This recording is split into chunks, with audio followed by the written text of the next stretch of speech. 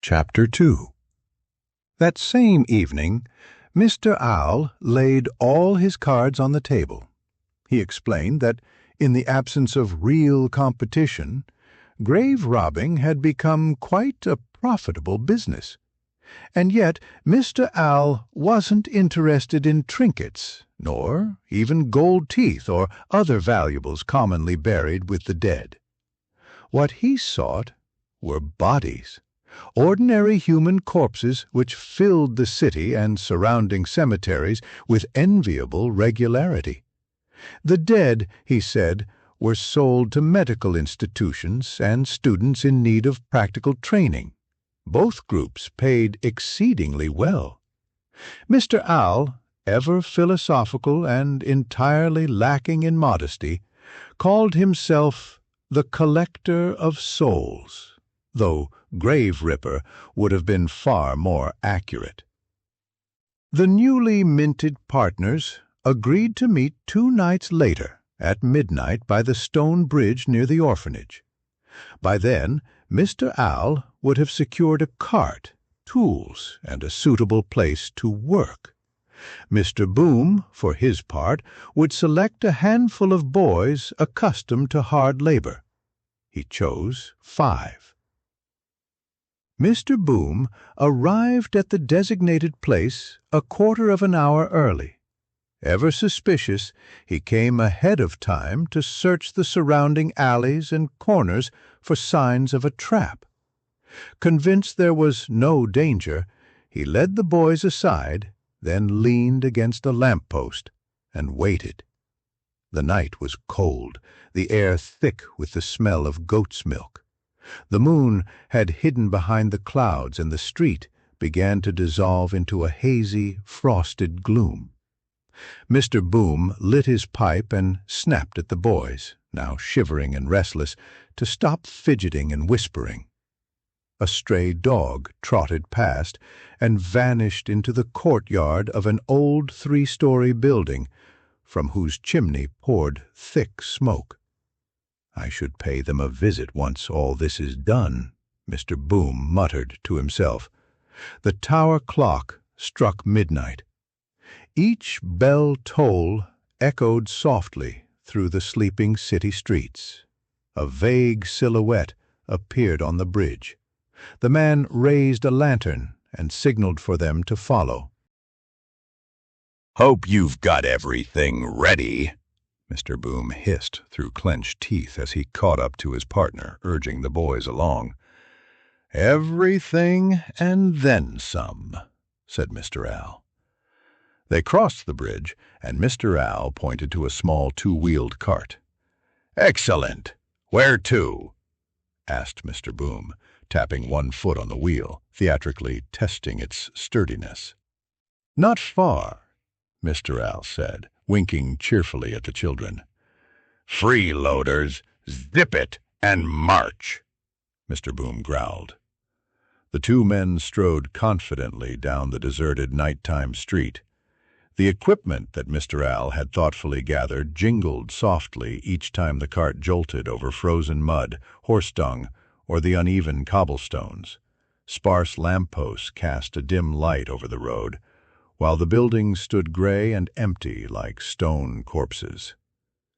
2 blocks later, they turned a corner and came upon a stone wall, overgrown with ivy and a tall, rusted gate. Mr. Owl held his lantern up to a corroded plaque. Though some letters were worn away, the inscription remained legible. "The Final Rest," Mr. Owl read slowly. The Final Rest was the burial place for mad paupers from the nearby asylum, and for those too poor to afford a proper parish grave. Vagrants, orphans, criminals, all those whom no one cared to claim. Mr. Owl pushed open the gate. The hinges groaned with a sorrowful wail, as mournful as the cemetery itself. Mr. Boom winced. In all his life, he had never been in a place so dark and quiet at night. He had visited graveyards before, even attended the funerals of some of his less fortunate accomplices, but always by day. At night, The place sent shivers crawling up his spine. Pushing the cart, the group entered the darkness, following a twisted maze of paths between crosses and gravestones. Mr. Boom tried to encourage himself by calculating their potential earnings from tonight's job.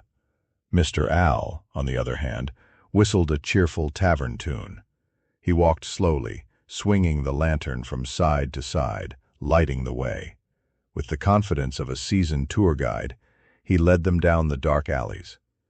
Occasionally, Mr. Al would pause and raise the lantern toward the graves, trying to read the names on the weathered plaques.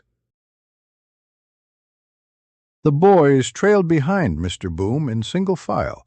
They whispered quietly to one another and kept turning their heads, trying to make out shapes among the graves and the wild trees that had overtaken the final rest.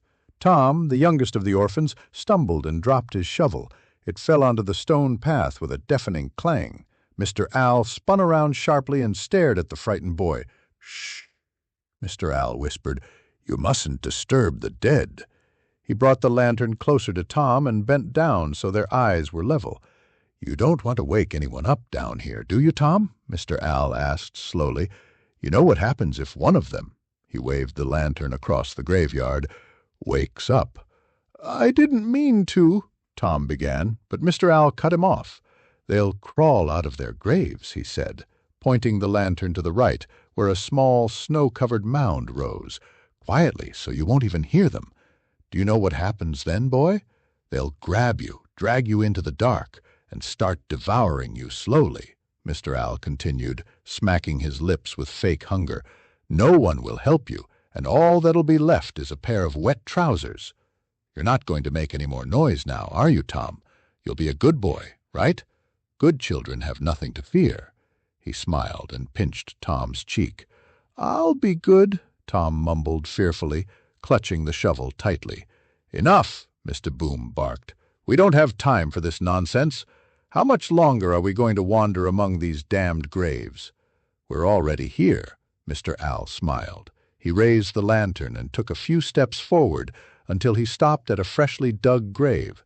"First-rate specimen," Mr. Al declared proudly. "Boys, get to work. Just imagine you're digging for treasure." The children cautiously approached the small mound of earth and looked at Mr. Boom. "Start digging now," he growled. Mr. Al dimmed the lantern, placed it beside the grave, and gave the orphans a theatrical bow, as if offering them center stage.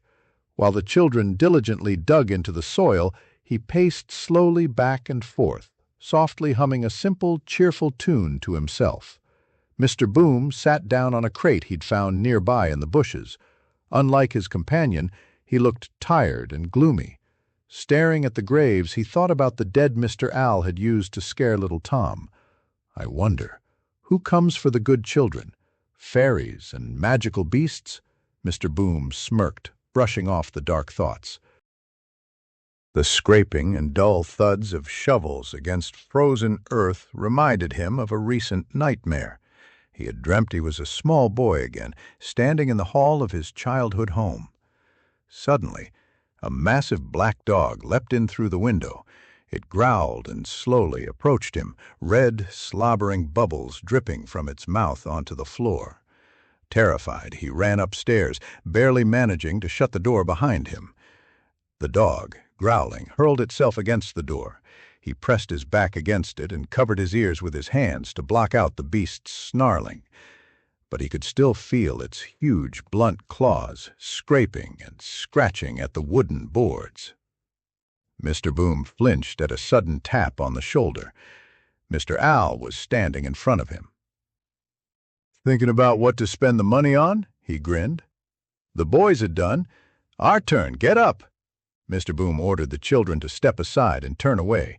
He took the lantern and descended into the pit, which barely reached his waist.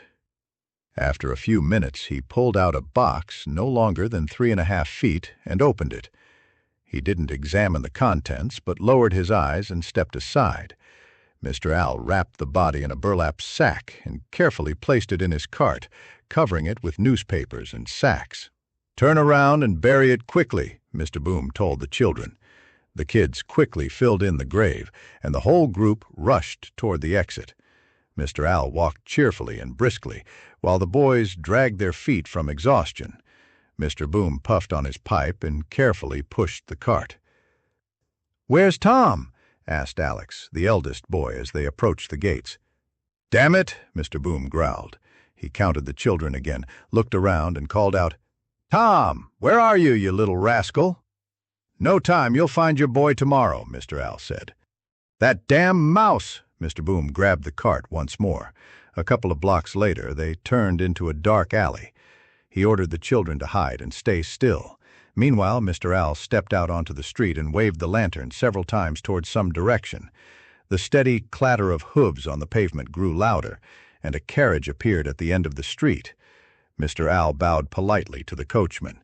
He led the carriage to the hiding spot where Mr. Boom stood in the shadows and immediately pushed the cart toward the carriage.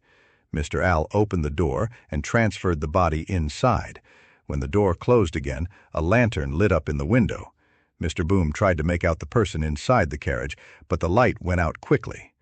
The door opened, and Mr. Owl hurried to grab an envelope. The carriage slowly pulled away and disappeared around the corner. "Will you count them again?" Mr. Owl asked, "or do you trust me?" "Trust has cost me too much," Mr. Boom smirked. Mr. Boom was pleasantly surprised by the pay. He took his half and headed back to the orphanage with the boys.